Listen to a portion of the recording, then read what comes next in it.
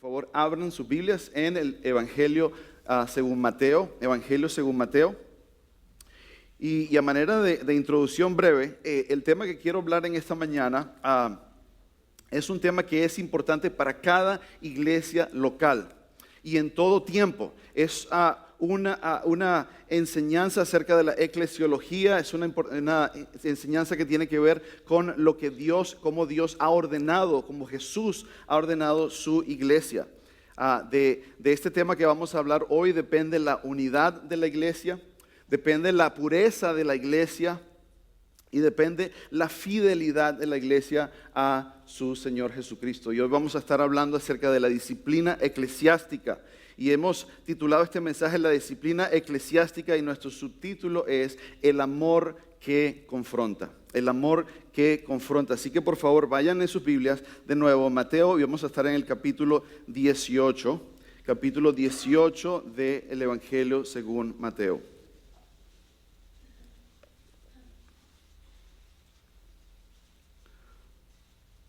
Y yo espero que al final de este tiempo, hermanos, ustedes puedan ver lo precioso de este pasaje que vamos a estar hoy, en esta mañana, a partir del versículo 15 hasta el 20. Es un pasaje que muchas veces, y el tema de la disciplina eclesiástica, admitimos que muchas veces es un tema en el cual hay mucho recelo cuando escuchamos inclusive la palabra disciplina eclesiástica. Hay mucha quizás ignorancia y en muchos casos inclusive hay temor. Pero yo quiero, hermanos, que ustedes quizás si se sienten de esa manera, pongan esos sentimientos de un lado y escuchemos la palabra de Dios. Y yo creo que al final vamos a poder ver lo precioso del diseño que Dios ha dado para su iglesia, específicamente a través de la disciplina eclesial. Entonces, para empezar, hermanos, quisiera leer el pasaje en el que vamos a exponer en esta mañana, por la gracia de Dios, empezando en el versículo 15, Mateo 18.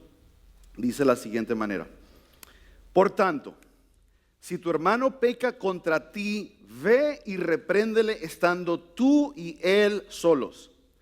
Si te oyere, has ganado a tu hermano. Mas si no te oyere, toma aún contigo a uno o dos, para que en boca de 2 o 3 testigos conste toda palabra. Si no los oyere a ellos, dilo a la iglesia. Y si no oyera a la iglesia, tenle por gentil y publicano. Versículo 18. De cierto os digo que todo lo que atéis en la tierra será atado en el cielo, y todo lo que desatéis en la tierra será desatado en el cielo. Otra vez os digo, versículo 19, que si 2 de vosotros se pusieren de acuerdo en la tierra acerca de cualquier cosa que pidieren, les será hecho por mi Padre que está en los cielos. Versículo 20, porque donde están 2 o 3 congregados en mi nombre, allí estoy yo en medio de ellos. Hermanos, voy a pedirle que inclinen sus rostros y me acompañen en oración. Padre, queremos venir en esta mañana y queremos ser instruidos por tu palabra, Señor. Queremos tener corazones que sean solícitos para escucharte, corazones que sean suaves, que seamos como ese terreno fértil, ese terreno bueno que recibe la semilla y da mucho fruto. Padre, yo sé que muchas veces hay situaciones en la vida donde caemos en patrones de pecado y nuestros corazones se endurecen. Yo te quiero pedir, Señor, de que cualquiera que esté en esa situación en esta mañana, Señor, yo te pido que tú les des una muestra especial, Señor, de tu gracia hoy. Una gracia de arrepentimiento. Una gracia de ver tu mano de disciplina en su vida, no para castigar y condenar, sino una mano disciplinaria que aunque duele, ama. Y yo te pido, Señor, de que nosotros podamos responder de una manera que corresponda, Señor, a lo que tú tienes para cada uno de nosotros. Padre, yo te pido que me ayudes a mí, el que predica la palabra en esta mañana, a poder hablar, Señor, con precisión, con fidelidad, sabiendo, Padre, que esta es tu palabra, Señor, es una palabra eterna que debe ser tratada con el mayor cuidado posible. Te agradecemos, Señor, por esta oportunidad. Te agradezco, Señor, por esta preciosa iglesia que te ama y que quiere ser instruida en tu palabra, Señor. y quiere ser transformada. Oramos todo esto en el nombre de Jesús. Amén. Hermanos, en esta mañana vamos a estudiar este pasaje de Mateo 18, 15 al 20 en 4 encabezados. Y yo sé que hay muchos hermanos, por ejemplo, mi hermana María, que le encanta tomar notas y le encanta que haya un bosquejo claro, así que este va a ser nuestro bosquejo para esta mañana. El primer punto va a ser el propósito de la disciplina. El propósito de la disciplina. También vamos a ver el proceso de la disciplina. También vamos a ver la potestad que la iglesia tiene para practicar dicha disciplina, la potestad. Y finalmente, punto número 4, vamos a ver la promesa que la iglesia necesita en el medio de la disciplina. Entonces, hermanos, vamos a ver primeramente el propósito de la disciplina eclesiástica. Y para entender el propósito, tenemos que primero entender el contexto. Hay una conexión entre el propósito de la disciplina y el contexto en donde se encuentra este pasaje. Fíjense en el versículo 15 donde dice, por tanto, empieza por tanto. Esta conjunción funciona como una especie de puente entre lo que Jesús va a decir en ese párrafo, el 15 al 20, con lo que le precede. Con lo que le precede, y si usted se da cuenta en sus Biblias, lo que le precede es la muy conocida parábola de la oveja perdida. Así que quisiera leerla a partir del versículo 10, donde dice, mirad que no menospreciéis a uno de estos pequeños. Y en el contexto, si usted lee el contexto completo del capítulo 18, se da cuenta que Jesús se está refiriendo a creyentes. Entonces dice, no menospreciéis a uno de estos pequeños. Porque os digo que sus ángeles en los cielos ven siempre el rostro de mi Padre que está en los cielos. Porque el Hijo del Hombre ha venido para salvar a lo que se había perdido. Entonces pregunta Jesús en el versículo 12, ¿qué os parece? Y aquí introduce la parábola. Dice, si un hombre tiene 100 ovejas y se descarría una de ellas, no deja las 99 y va por los montes a buscar la que se había descarriado. Y si acontece que la encuentra, de cierto os digo, que se regocija más por aquella que por las 99 que no se descarriaron. Versículo 14, así no es la voluntad de vuestro Padre que está en los cielos que se pierda. Escuche bien eso. No es la voluntad del Padre que se pierda uno de estos pequeños. Ningún creyente es la voluntad de Dios que se pierda. Entonces, hermanos, de nuevo les recuerdo, no es casualidad que esta parábola viene justo antes del pasaje de la disciplina, y esto debemos mantenerlo y tenerlo en mente. Ahora, viendo lo que acabamos de leer del versículo 10 al versículo 14, vemos primeramente que Dios se regocija. Dios está emocionalmente conectado acerca de un creyente que se ha descarriado. Y Él se regocija grandemente cuando esa oveja que se ha descarriado es restaurada.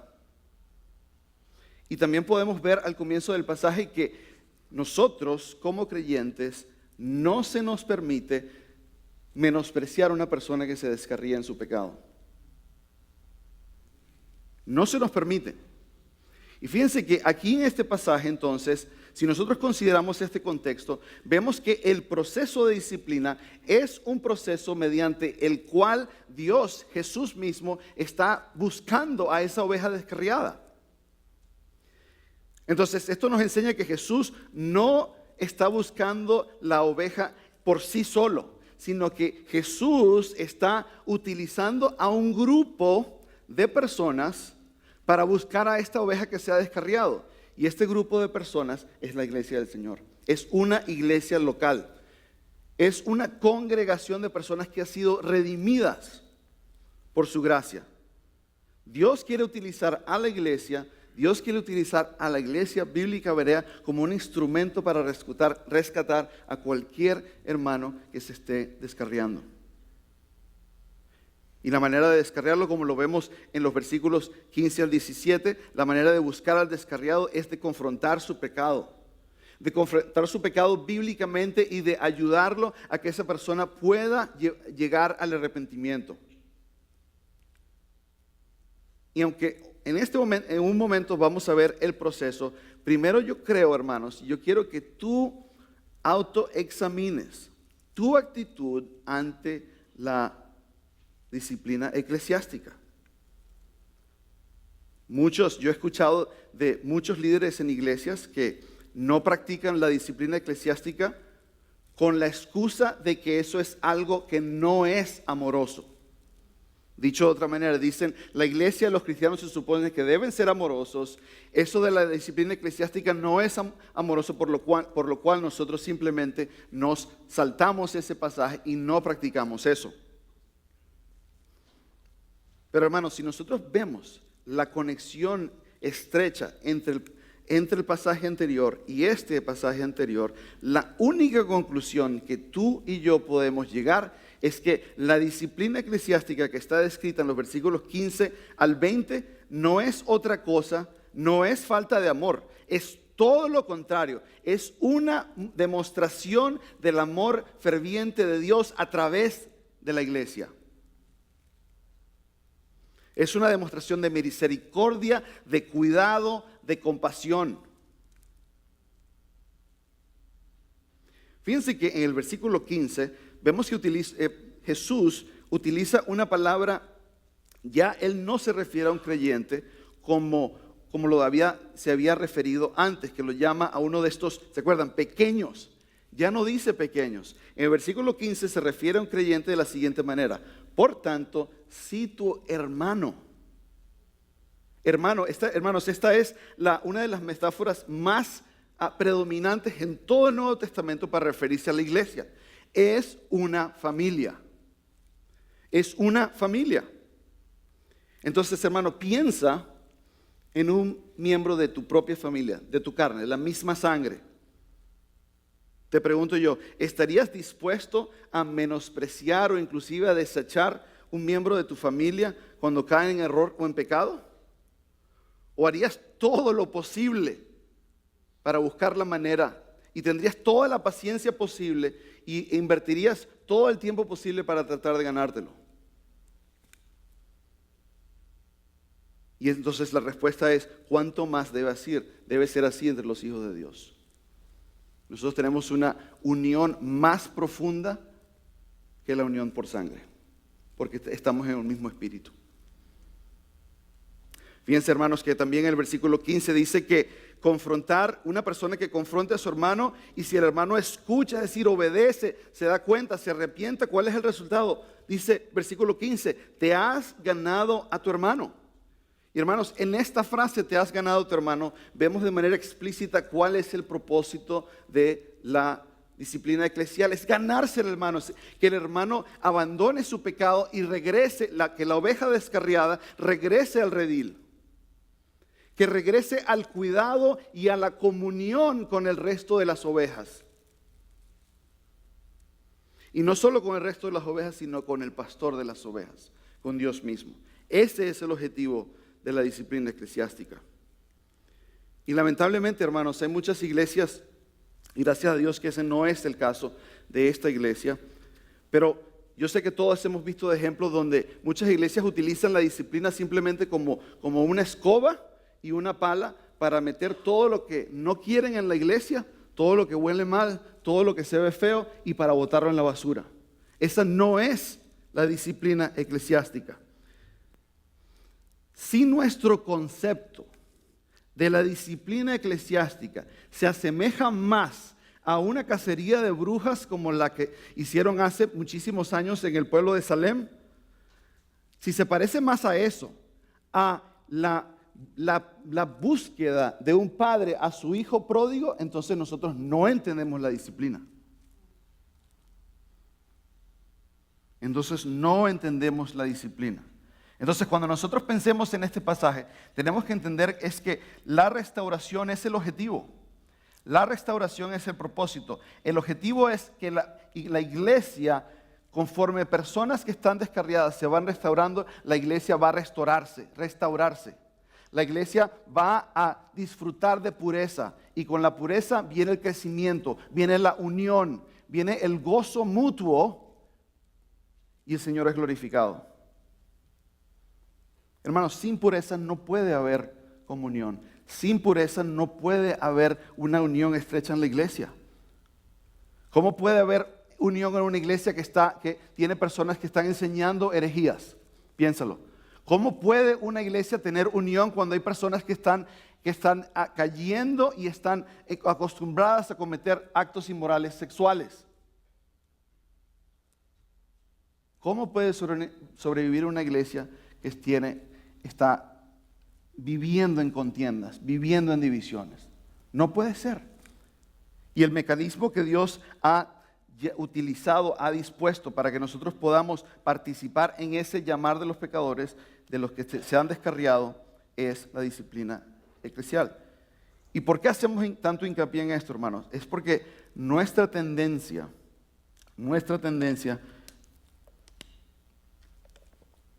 es, como dice el versículo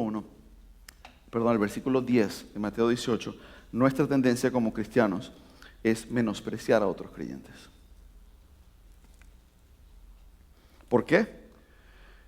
Podríamos mencionar muchas razones, pero una es porque nos hace sentir superiores. Es más fácil criticar que restaurar.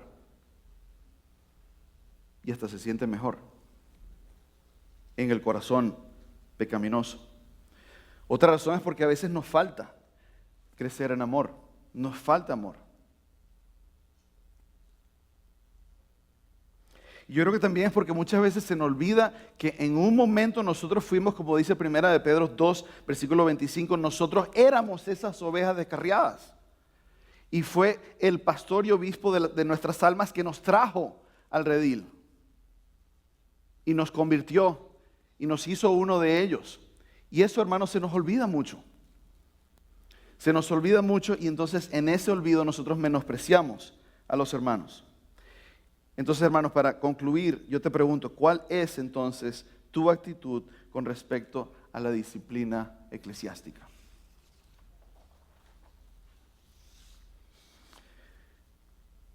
Y, hermano, conforme tú consideras esa pregunta, quiero entonces hablar acerca del proceso de la disciplina eclesiástica, porque lo que vemos en estos versículos, particularmente del 15 al 17, es que Jesús detalla un procedimiento que se puede dividir en 4 pasos, pero es un proceso lleno de sabiduría divina. No es un proceso administrativo únicamente.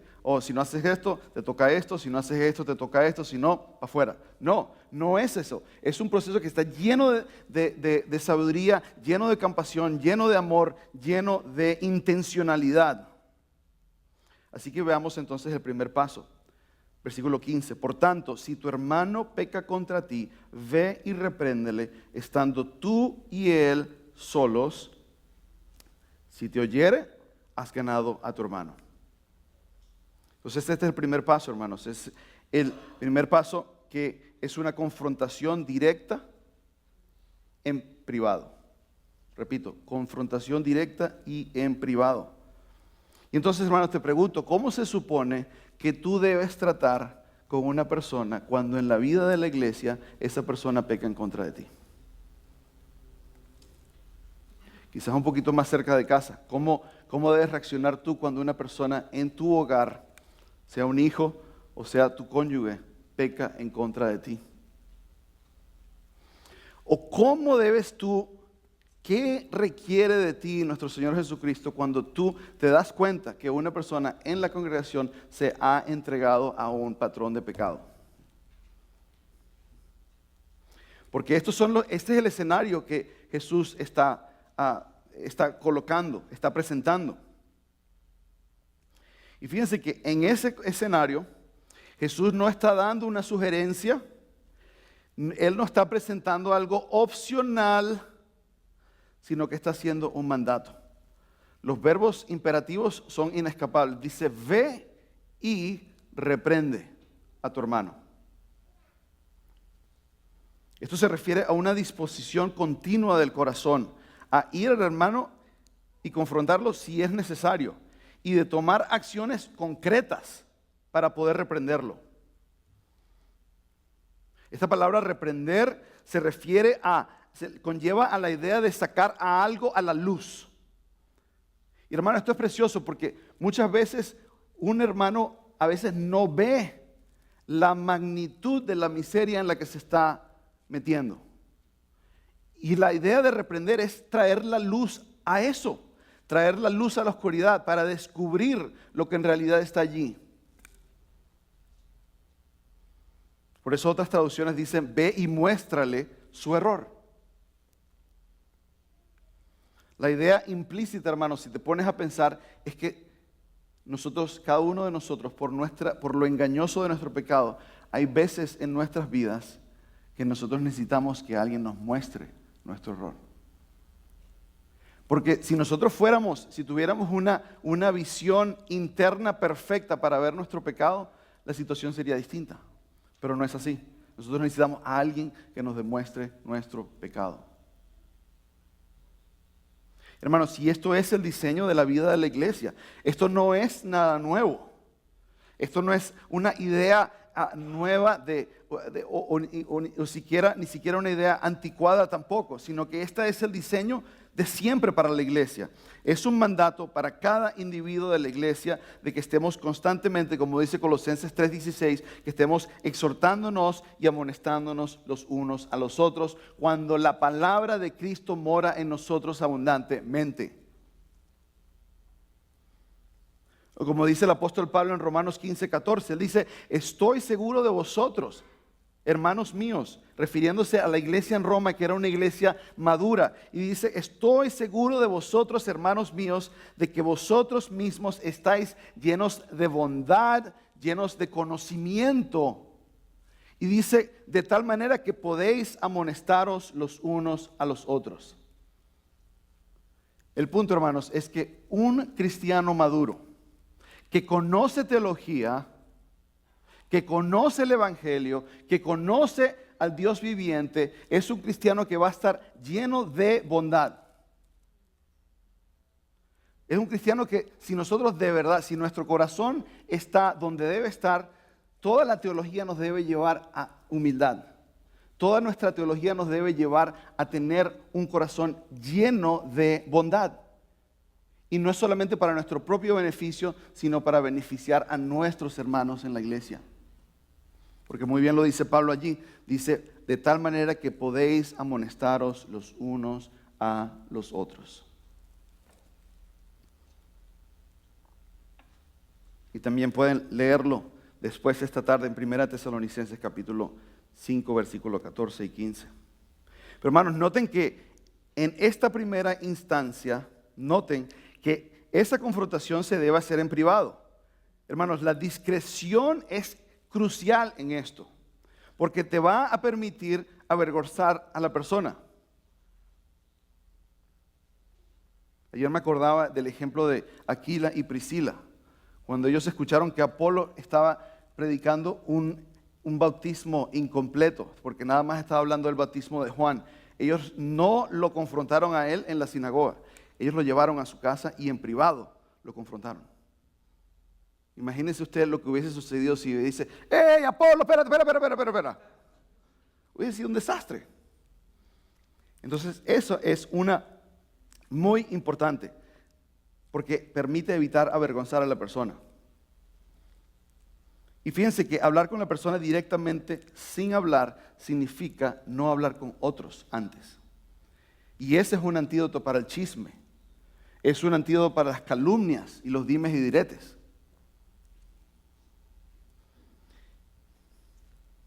Y yo te digo, hermano, si tú no sabes cómo hacerlo, para eso está la iglesia, para aprender. Pide consejo. En nuestra iglesia, aquí en Berea, tenemos ancianos, tenemos líderes que pueden enseñarte. Para eso están ellos. Pero fíjense, como dice, continuando en versículo 15, si la persona reconoce su pecado, dice que te lo has ganado. Y la disciplina termina allí. Termina en el primer paso. Y qué bueno cuando eso sucede. Qué bueno cuando los hermanos a veces les tome tiempo en reconocer su error, pero que lo hagan. Y decir, hermano, yo escuché lo que tú me dijiste y tienes razón. Gracias por compartir ese versículo conmigo. Hermano, gloria a Dios y gloria a Dios, no solamente que este hermano se fue restaurado, sino gloria a Dios que Dios te utilizó de esa manera.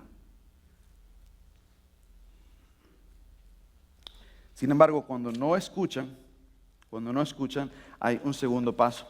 Y el segundo paso lo vemos en el versículo 16. Véanlo en sus Biblias. Dice, mas si no te oyere, toma aún contigo a uno o dos, para que en boca de 2 o 3 testigos conste toda palabra. La instrucción que está dando aquí Jesús es de tomar a 1 o 2 testigos. A eso se refiere. Ahora, recuerden de nuevo, el objetivo es ganarse al hermano. No estamos hablando de un interrogatorio de la policía. No estamos hablando de poner a la persona en una oficina sin aire acondicionado y le ponemos la lámpara así enfrente. No. Esto es algo amoroso, pero también fíjense, sigue siendo algo privado. ¿Ok? Sigue siendo algo privado. Y Jesús toma este principio a partir de la ley mosaica. Acompáñenme por favor a Deuteronomio capítulo 19, 15. Quiero que lo veas conmigo. Deuteronomio capítulo 19, 15.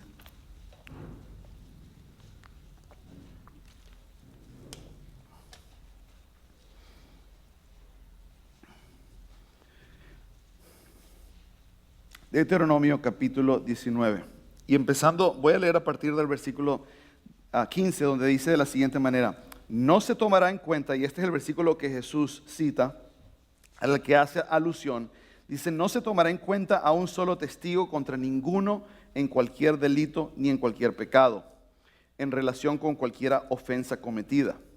Solo por el testimonio de 2 o 3 testigos se mantendrá la acusación.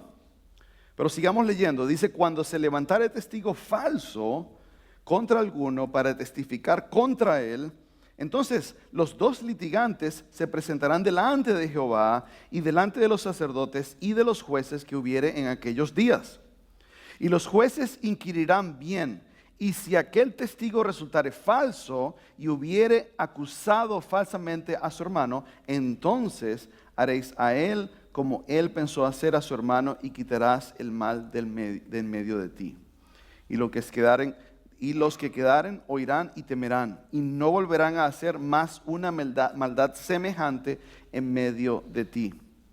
Y versículo 21 dice, y no le compadecerás vida por vida, ojo por ojo, diente por diente, mano por mano, pie por pie. Fíjense, hermano, que en este principio que Jesús utiliza para lidiar con los asuntos en la iglesia, primordialmente es el aspecto de proteger en contra del falso testimonio. Ahí hay una diferencia. La iglesia no es Israel. Aquí la ley, esta ley que acabamos de leer, es para regir cómo se trataban con demandas y acusaciones en el contexto de la nación de Israel.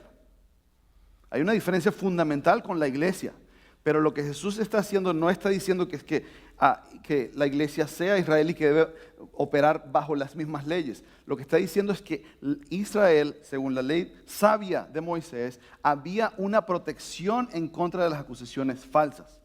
Y esa protección era de que hubiesen personas que sirvieran como testigos y de que ellos ayudaran a verificar la acusación. ¿Por qué? Porque era algo serio. Las consecuencias podrían ser altamente serias.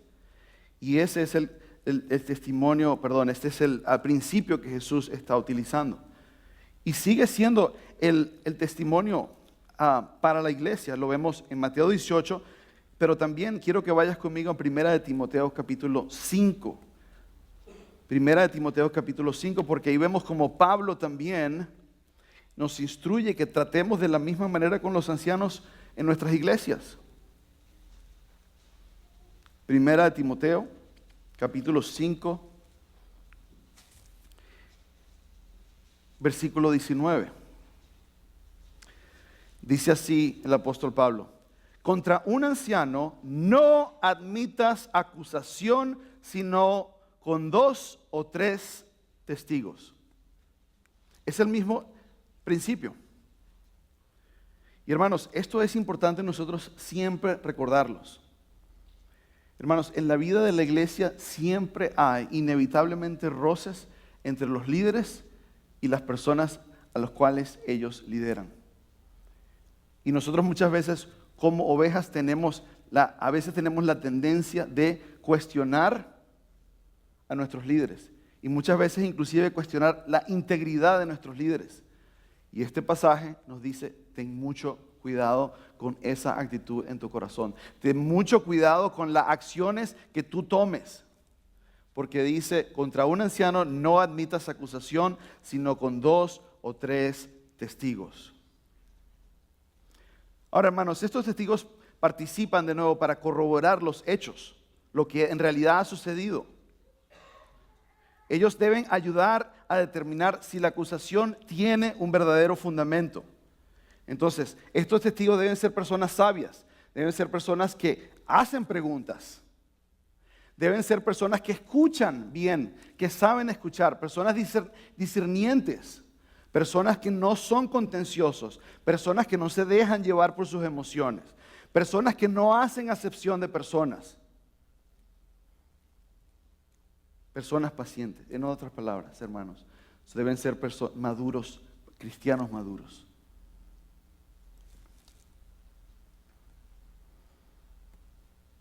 Fíjense que esto no se trata necesariamente de una sola conversación. Jesús no está diciendo, tengo una sola conversación y si no, vete al paso 3. No. Aquí la sabiduría dicta que debe ser varias conversaciones hasta que estos testigos hayan podido determinar bien lo que ha sucedido o lo que no ha sucedido. Y en este punto es sabio involucrar a los ancianos o al pastor de la iglesia para recibir sus consejos o para que participen. Fíjense que el versículo 17 dice, si no los oyere a ellos. Es decir, que los testigos no solamente corroboran, sino que los testigos también están allí para contender y tratar de convencer al hermano a que abandone su pecado. Entonces quiere decir que estos testigos también deben ser personas maduras en la fe, en el conocimiento de la palabra. Para que, como dice 1 de Pedro 4:11, dice, si uno hable conforme a ¿qué? Las palabras de Dios. Ahora, hermanos, el tercer paso, ya hay un cambio entre algo que está ocurriendo privadamente a algo que ya pasa públicamente. Veámoslo en el versículo 17, porque dice, si no los oyeres a ellos, es decir, a los testigos, dice, dilo a la iglesia. Ya el asunto no puede ser privado y es la responsabilidad de los líderes de la iglesia de informar a la iglesia del asunto. Si hay un hermano que ha caído en adulterio y está empecinado con ese adulterio, o si hay un hermano o una hermana que está empecinado en tratar de ser divisivo en la iglesia, toda la iglesia se va a enterar en este paso. Obviamente es responsabilidad de los líderes decidir cuándo informar a la iglesia, cuándo hacerlo y cómo hacerlo, para hacerlo de manera sabia, para poder asegurarse de que el propósito de esta disciplina, para respetar el propósito de la disciplina bíblica. Y la pregunta es, ¿para qué decirlo a la iglesia? Bueno, al menos dos propósitos. Uno, es que las personas que puedan hacerlo, llamen al pecador al arrepentimiento, para que participen ya todos los que puedan en ese proceso de llamar a la oveja descarriada.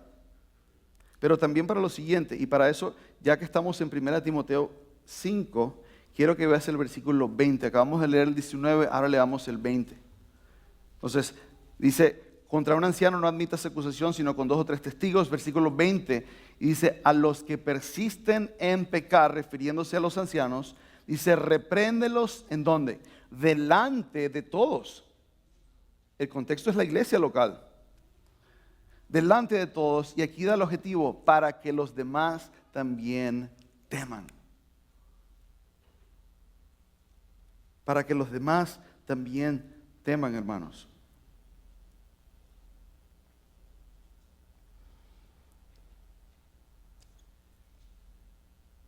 Y no quiero que me malentiendan en lo que voy a decir en este momento. El Señor sabe los corazones. No estoy diciendo, lo que voy a decir en este momento no lo voy a decir para alguien en específico. El Señor lo sabe. Pero si en tu corazón hay pecado, si tú tienes una vida secreta o si tú estás empecinado en tu pecado, y a pesar de que una y otra vez ha habido hermanos, ancianos, líderes, pastores que te han tratado de mostrar tu error y tú insistes, tal como una mula, en ese pecado, yo quiero que tú hoy temas ser presentado ante la iglesia.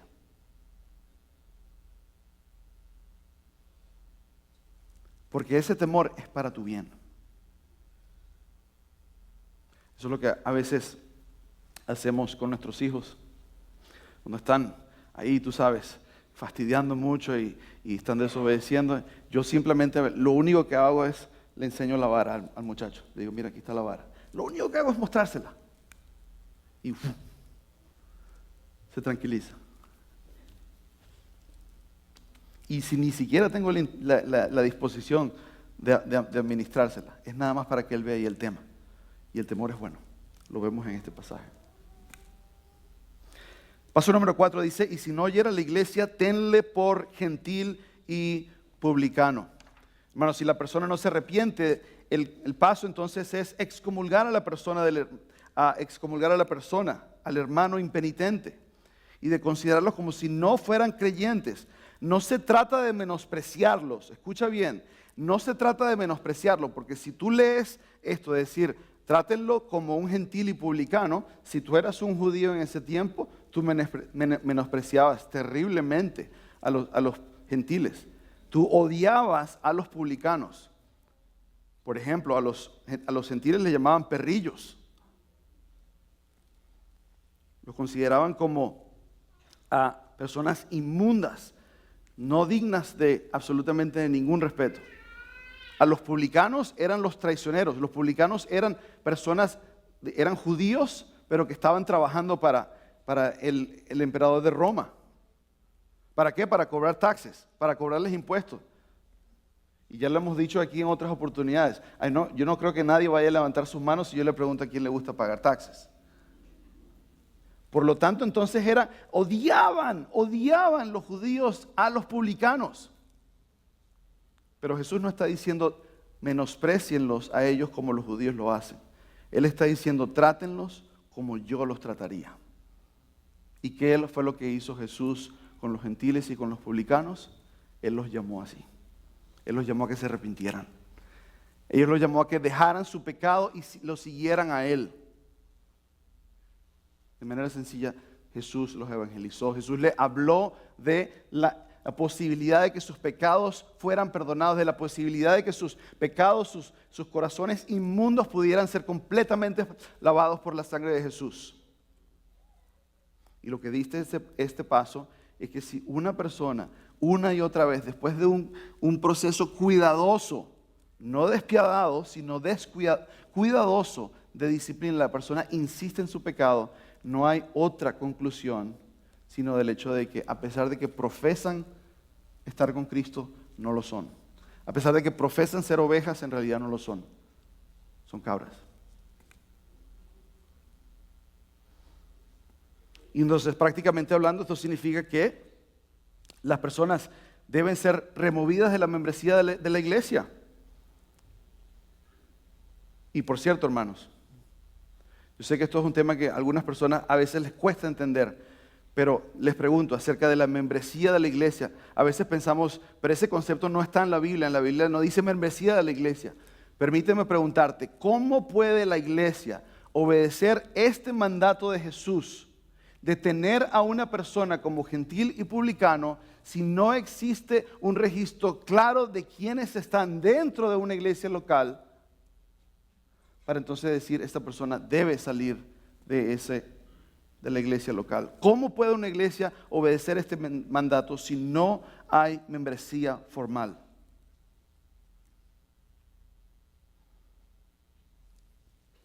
Por cuestión de tiempos, hermanos, simplemente quiero ver, para que puedan anotarlo, quiero ver varios pasajes donde este patrón de excomulgación es el patrón de cómo la iglesia debe funcionar. Primera de Corintios capítulo 5. Dice, de cierto se oye que hay entre vosotros fornicación, y tal fornicación cual ni aún se nombra entre los gentiles, tanto que alguno tiene la mujer de su padre, y vosotros estáis envanecidos. Eso lo vimos con el pastor Roberto hace algunos meses en la serie de Primera de Corintios. Dice, ¿no deberías más bien haberos lamentado para que fuese quitado de en medio de vosotros el que cometió tal acción? Básicamente Pablo está diciendo, no haber sacado a ese hombre de la iglesia es un acto de envanecimiento, es un acto de arrogancia de parte de la iglesia. Dicho de otra manera, es obediencia y fidelidad seguir con el paso número 4 en este caso, de esta inmoralidad que es conocida por toda la iglesia. Y fíjense el propósito, versículo 5, dice, el tal sea entregado a Satanás para destrucción de la carne. Es una referencia a estar fuera, a ser expulsado de la iglesia, pero dice, a fin de que el espíritu sea salvo en el día del Señor Jesús.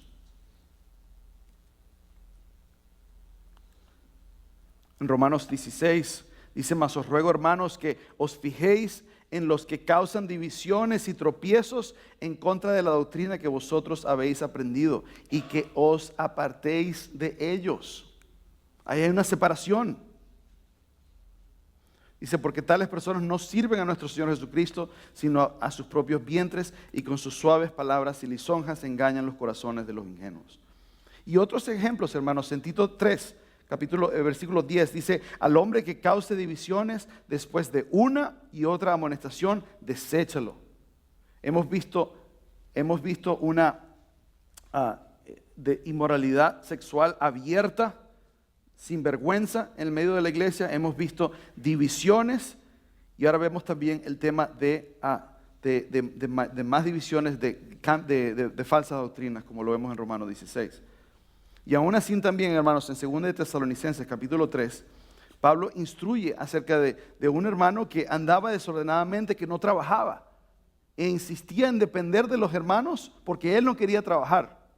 Y dice, pero os ordenamos, hermanos, en el nombre de nuestro Señor Jesucristo, que os apartéis de todo hermano que ande desordenadamente, y no según la enseñanza que recibisteis de nosotros. ¿Por qué? Porque Pablo dijo, yo vengo a ministrar aquí en Tesalónica, yo vengo a trabajar, a manufacturar tiendas para yo poder hacer el ministerio. Ni siquiera yo, dice Pablo, que yo tengo el derecho de ser mantenido por vosotros, estoy cumpliendo eso. ¿Por qué? Porque yo quiero que ustedes aprendan a trabajar duro, a tener una ética de trabajo envidiable. Sin embargo, él dice, porque oímos que algunos de entre vosotros andan desordenadamente, no trabajando en nada, sino entrometiéndose en lo ajeno. ¿Y cuál es lo que él dice hacer con esa persona? Dice, apartéis de todo hermano. Apartéis.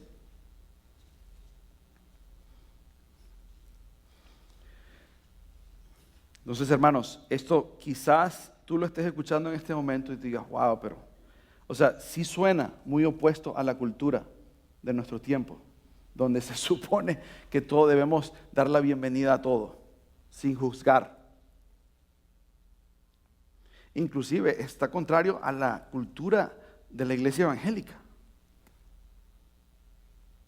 Y entonces quizás tú te preguntes, pero entonces, ¿por qué nosotros vamos a hacer eso?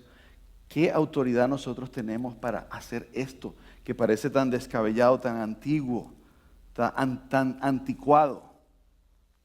Bueno, eso es lo que vemos en los versículos 18 y 19. Y es lo que he titulado la potestad necesaria para la disciplina eclesiástica. Dice el versículo 18, regresando a Mateo 18, si quieres regresar, dice de la siguiente manera, de cierto os digo que todo lo que atéis en la tierra será atado en el cielo, y todo lo que desatéis en la tierra será desatado en el cielo. Versículo 19, otra vez os digo que si dos de vosotros se pusieren de acuerdo en la tierra acerca de cualquier cosa que pidieren, les será hecho por mi Padre que está en los cielos.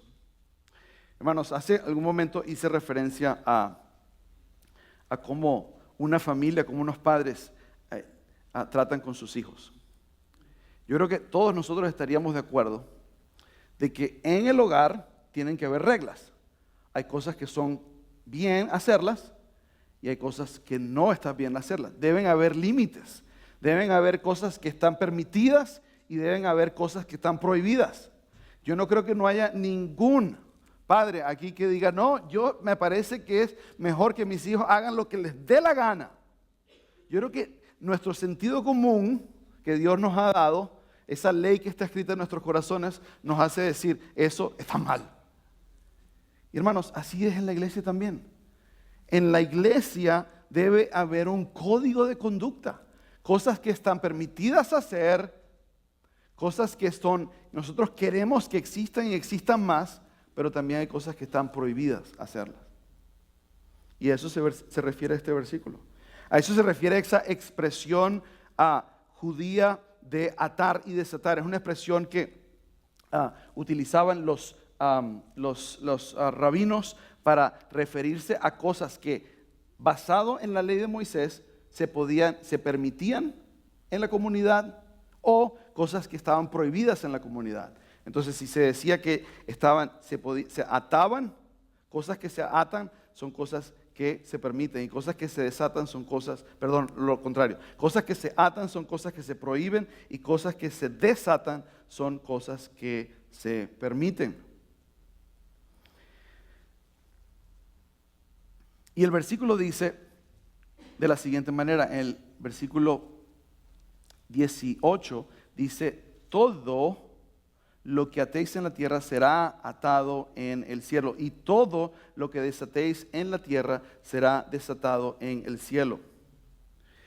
Hermanos, esta frase también se puede traducir de la siguiente manera.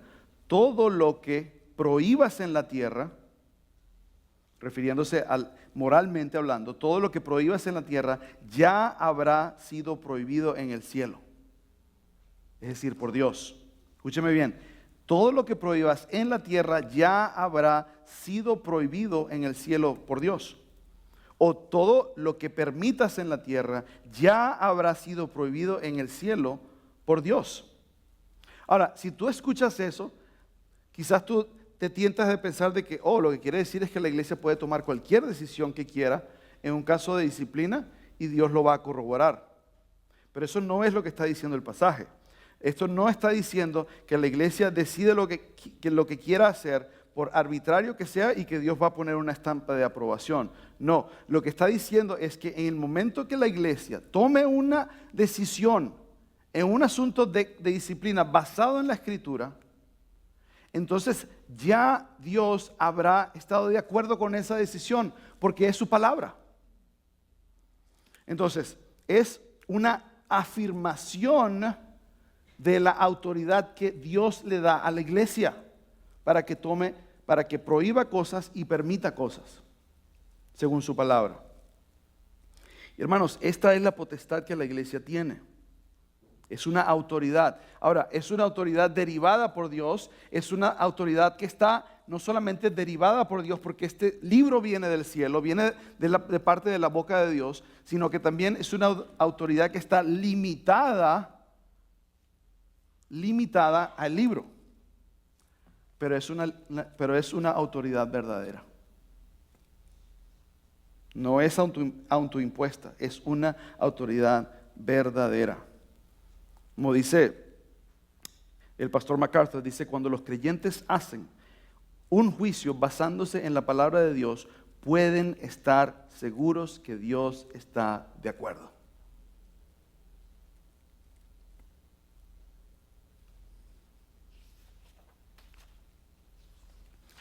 Y hermanos, esto es importante porque esto nos está diciendo que no solamente tenemos la responsabilidad, cada uno de nosotros, de participar en la disciplina de la iglesia, sino que nosotros tenemos autoridad para hacerlo.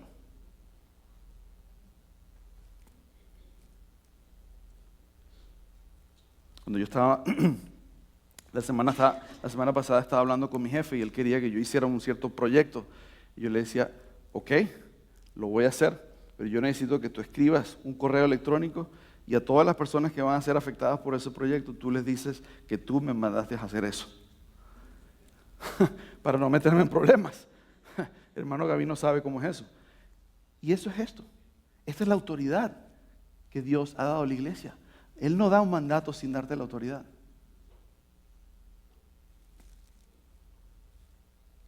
Ahora, esto no borra ni el rol de los pastores, no borra la autoridad del pastor ni de los ancianos. No, los ancianos cumplen un papel crucial en este proceso, principalmente porque ellos son los encargados principales de dar la enseñanza a la iglesia, porque son pastores maestros o pastores guión maestros. Entonces es a través de ellos que la iglesia aprende qué es lo que es correcto, qué es lo que no es correcto. Y la enseñanza que ellos dan nos lleva a madurar en conocimiento y en bondad. Efesios 4:11 dice, y él mismo, el hermano Lucas lo mencionaba, y él mismo constituyó a unos apóstoles, a otros profetas, a otros evangelistas, a otros pastores y maestros. ¿Con cuál objetivo? ¿Con cuál objetivo es la enseñanza en la iglesia? Es decir, ¿qué efecto o qué resultado debe existir con el hecho y la disciplina simple de venir a la iglesia a escuchar un sermón? Es lo que se ve en el versículo 12. Dice, a fin de perfeccionar a los santos, es decir, que los santos maduren. ¿Para qué? Para la obra del ministerio, para todos los mandamientos del Nuevo Testamento. Dice, para la edificación del cuerpo de Cristo. Hermanos, esto lo debemos recalcar porque es importante. Cada miembro de la iglesia tiene la responsabilidad de lo siguiente.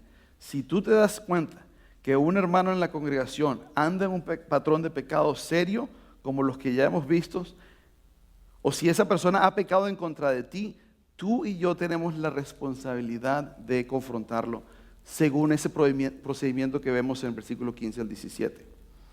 En mi trabajo, estaba viendo yo antes de irme, vi una pancarta que decía en inglés, if you see it, you own it. Ahora, ¿qué significa eso? Lo que está diciendo es, si tú ves algo en donde alguien se puede caer o alguien se puede herir, entonces ahora es tu problema. ¿Por qué? Porque tienes que hacer algo. No lo puedes ignorar. If you see it, you own it. Si tú lo ves, ahora eres tuyo. Hermanos, esta es la idea de lo que nos está diciendo. Si tú ves a un hermano que se está descarriando, you own it. Es tuyo, es tu problema también. Este pasaje no da cabida para simplemente decir, bueno, eso no es mi problema, otro tendrá que hacerlo. Y esto debe hacerse en oración. Fíjense en el versículo 19, para ir un poquito más rápido. Versículo 19 habla de oración. Dice que cuando cualquier cosa que pidieran, este es un pasaje que muchas veces se malentiende, porque dice otra vez, os digo que si dos de vosotros se pusieran de acuerdo en la tierra acerca de cualquier cosa que pidieran, les será hecho por mi Padre que está en los cielos. Este es un proceso que debe estar lleno de oración. Son situaciones complicadas, confusas. A veces es difícil entender en realidad lo que está ocurriendo. ¿Por qué? Porque el corazón del hombre es un pozo sin fondo de pecado. Y eso requiere sabiduría de lo alto. Por eso Santiago capítulo 1 versículo 10 nos promete, dice, si alguno de vosotros tiene falta de sabiduría, y yo no sé tú, pero a mí me hace falta la sabiduría, pídala a Dios, el cual da a todos abundantemente y sin reproche, y le será dada. Entonces, hermanos, en resumen, Dios corrobora la decisión de una iglesia de disciplinar a un hermano que sea miembro de la iglesia, siempre y cuando tengan la motivación correcta, restaurarlo, amarlo, ganárselo, siempre y cuando todo se haga en comunidad bajo la dirección de los pastores y líderes, siempre y cuando la decisión sea basada en la palabra de Dios, siempre y cuando el proceso esté bañado de oración. Pero si es así, entonces la iglesia puede descansar de que el Señor ha respaldado su decisión. No están operando por su propia cuenta y no tienen que temer que en el día del juicio van a ser avergonzados. Y eso es importante. ¿Por qué? Porque la disciplina puede ser muy triste. La disciplina a veces puede romper familias. La disciplina a veces inclusive puede afectar externamente el ministerio. Yo he escuchado pastores que dicen, oh, no quiero hacer eso porque ese es el hermano que diezma más. Da risa, pero eso pasa. Pero aquí el punto es que la iglesia necesita la seguridad de que Dios está detrás del proceso. Y de que la obediencia es ineludible porque Dios nos ha dado la autoridad. Y no solo eso es importante, hermanos, sino que en el medio de toda esa dificultad es importante también tener una promesa. Y esa promesa es lo que Jesús nos da en el versículo 20. Y ese es nuestro cuarto punto, que vamos a tener que hacerlo rápidamente. Es la promesa que la iglesia necesita en el medio de la disciplina eclesiástica. Y por cuestión de tiempo, hermanos, quiero que lo leamos. Dice, por donde están 2 o 3 congregados en mi nombre, allí estoy yo en medio de ellos. Muchos de nosotros toman ese versículo fuera de contexto y dice, oh, este es un versículo para asegurarnos de que si tenemos una reunión de oración necesitamos al menos 2 o 3 hermanos para que Dios nos escuche. Hermanos, eso es un pensamiento lindo, pero no es bíblico, no según esto. El contexto habla, lo que Jesús está diciendo, esos 2 o 3 que se está hablando, se refiere al hermano que inicialmente confrontó al hermano que estaba pecando, más los 2 testigos. A eso se refieren. Esos son los 2 o 3 que se están reuniendo. Y cuando dice que están congregados en mi nombre, se refiere a no solamente decir, oh, en el nombre de Jesús, amén. No, hermanos. Decir en mi nombre quiere decir que ese grupo está completamente comprometido con la soberanía de Jesucristo en sus vidas, en la vida de la iglesia, con sus enseñanzas, con sus prioridades, inclusive sus afectos. ¿A qué me refiero con eso? Al comienzo vimos la parábola de la oveja perdida. Él se regocijó. Ese es el afecto de Cristo. Esa conexión personal, amorosa, emocional con cada una de sus ovejas. Tú y yo la tenemos que compartir. Eso es lo que significa en mi nombre. Y la promesa es increíble. Dice, allí estoy yo en medio de ellos. Y hermanos, esto no es una promesa que sale de la nada. Este es uno de los aspectos, de los énfasis, de los temas del Evangelio según Juan. Al comienzo del Evangelio, perdón, dije Juan, me quise decir Mateo. Al comienzo del Evangelio de Mateo, habla de 2 nombres para Cristo. Uno es Jesús, es decir, porque Él va a salvar a los pecadores. Y después dice otro nombre. ¿Cuál nombre es? Emmanuel. Fíjense lo que dice. Todo esto aconteció, Mateo capítulo 1, versículos 22 y 23. Por cuestión de tiempo no lo busques. Dice, todo esto aconteció para que se cumpliese lo dicho por el Señor por medio del profeta Isaías. Dice, él no dice Isaías, pero es Isaías capítulo 7, versículo 14. Cuando dijo, he aquí una virgen concebirá y dará luz a su hijo. Y llamarás su nombre Emmanuel, que traducido es Dios con nosotros. Y el punto es entonces, hermanos, que Jesús no solamente está con su iglesia para salvarla, sino que está con su iglesia para ayudarla y le obedezca en el medio de una situación disciplinaria. Y fíjense que no solamente esa promesa de que Dios está con nosotros en la persona de Jesús al comienzo de Mateo, sino que también está en el medio de Mateo, en Mateo 18, pero también está a un lado más. Por favor, ven tu Biblia a Mateo 28. Mateo 28, al final del Evangelio. Yo sé que todos conocemos bien este versículo. Mateo 28, el versículo 19 y 20. Dice, por tanto, id y haced discípulos a todas las naciones, bautizándolos en el nombre del Padre y del Hijo y del Espíritu Santo, enseñándoles a que guarden todas las cosas que os he mandado, y he aquí yo estoy con vosotros todos los días hasta el fin del mundo. Hermanos, fíjense en este pasaje, dice, si está en el versículo 20, dice, enseñándoles que guarden todas las cosas que os he mandado. Jesucristo no va a estar con su iglesia si su iglesia se separa de su palabra. Y así es con la disciplina. Entonces, mientras nosotros, individuales y como iglesia, nosotros nos mantenemos en la palabra de Dios, entendiendo que nuestra autoridad está limitada a este libro, Jesús va a estar con nosotros. Él va a estar edificando a su iglesia a través de nosotros conforme nosotros estamos en su palabra. Entonces, hermanos, porque ya se me acabó el tiempo, pero yo confío que ustedes no se van a poner bravos si les quito 2 minutitos más. Quizás algunos sí, pero hermano, este pasaje yo quiero a cada uno de ustedes, mis hermanos amados, sobre todo si están en una posición de liderazgo, si son un cristiano maduro que conoce su palabra. Yo quiero que tú sepas que a pesar de que es difícil confrontar el pecado, no te des por vencido.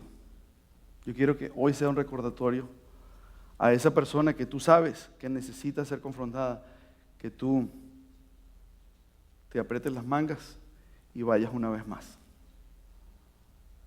En lo personal, para mí, este pasaje me recordó de que yo debo, en lo ordinario y lo limitado de mi persona, yo debo buscar a ese hermano descarriado, porque lo necesita. Esa debe ser mi motivación.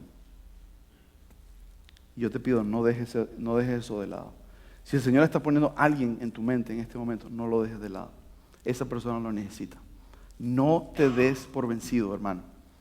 No te des por vencido. Te necesita. La iglesia te necesita. Pero también debo recordarte lo siguiente. Si tú ya has sido confrontado y tú insistes en tu pecado, si tú estás escuchando mi voz en este momento y tú sabes que esto se trata de ti, no seas terco como la mula, como dice el Salmo 32, que si no fuera por el freno no vendrías a Él. Ven a Dios el día de hoy. Ven a Dios. Teme la disciplina del Señor, que es recia.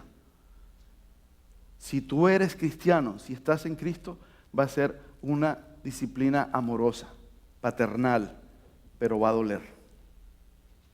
Y nadie te garantiza que no vaya a haber consecuencias a largo plazo en tu vida. No dejes que llegue a ese punto. Ven hoy. Ven hoy. Ven hoy. Y para cada uno de nosotros, para los pastores que vienen y nos visitan, recordemos que nosotros podemos confiar en que la presencia de que Cristo está en nuestro medio. Y eso importa. Oremos. Padres, queremos venir ante tu presencia, Señor, maravillados del amor que tú tienes. Señor, nosotros confesamos que nosotros éramos en un tiempo ovejas descarriadas.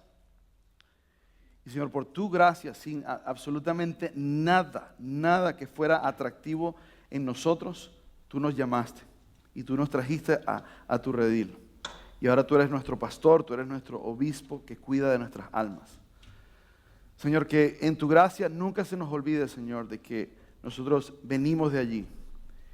Señor, y de que ese convencimiento nos llene de amor por ti, nos humille y nos lleve a buscar de los hermanos que necesitan de nuestra ayuda. Danos mucha sabiduría, Señor, sabiduría de lo alto, Señor, para trabajar con todas estas cosas. Yo te agradezco, Señor, de que tú has dotado a esta iglesia con pastores, ancianos, líderes que conocen y aman tu palabra, Señor, para que conforme ellos no dejan de practicar la disciplina en todos sus pasos, tu iglesia Berea sea purificada más y más, sea restaurada de toda dificultad, y de que tu nombre y de que pueda ser utilizada, como decía en Mateo 28, para enseñar todo lo que Jesucristo ha enseñado. Y tú, Señor, vas a estar con nosotros hasta el fin del mundo. Te agradecemos, Padre, en el nombre de Jesús. Amén.